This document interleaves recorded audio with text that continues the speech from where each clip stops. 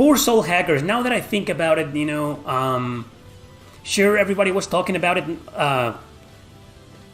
10 days ago, when they started uploading the reviews. And it seemed like it got a mixed reception. There were a lot of... I didn't watch a single review or read anything.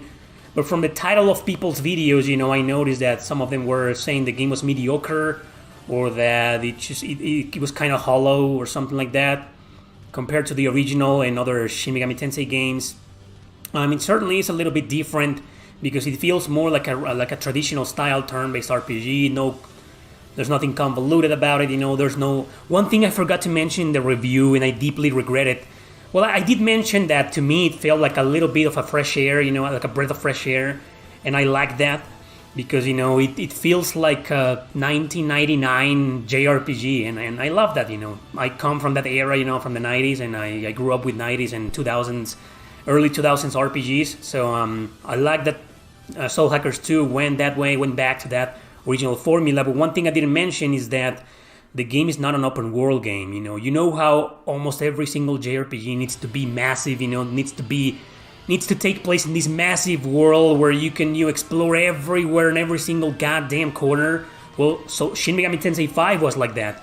Okay, so Soul Hackers 2 was not like that, and I like that. I like the fact that it wasn't open world, that it was just very linear. And following the original formula seen in the first game. Not in first person, but you still kind of like traversing long-ass dungeons, They're kind of tedious, but it's okay. But anyway, that's all I want to say about Soul Hackers 2. My point is that the game gets released 2 days ago, and then this massive news drops. Right? This Armed Fantasia and Penny Blood, I don't know if the people who released this project, who made it public, who announced this, knew that Soul Hackers 2 was going to be released the very same day. I don't know if they were planning to compete on that, but I'm pretty sure it certainly grabbed a lot of people's attention and drew people's attention away from Soul Hackers 2. That's pretty bad, because as soon as I uploaded the video, it did pretty well. I'm surprised because I don't have a lot of Shin Megami Tensei fans in my channel, so I'm happy the review did fairly well in terms of views. But I did notice that the same day they dropped this new announcement for Wild Arms and Shadow Hearts, And now everyone's talking about that, and the entire planet has forgotten about Soul Hackers 2.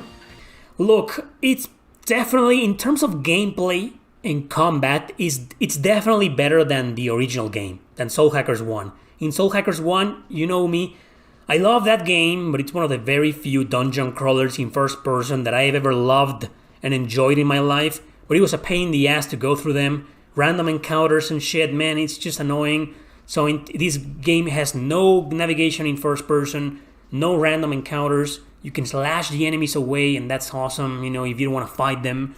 So, and the combat is regular turn-based, and I like it. It's a little bit more like Persona. The combat is more on the Persona side of things. Take Persona 4 and 5, for example. It feels way more like that. Because in the first game, in Soul Hackers 1, you just select everyone's turns and then, start battle, and that's it. If you strike an enemy's weakness or not, it's random. It's unpredictable. So I like the combat and the gameplay way more in this game. The story, I think it's more interesting in the first one. Characters are pretty much the same. There's some amazing characters in the first one. There's some amazing characters in this one. I love Nemisa, just because of Nemisa. In terms of characters, I prefer the first game.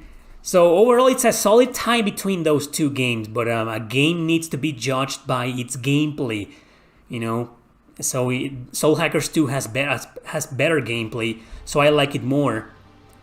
So I will put Soul Hackers 2 up there with Nocturne.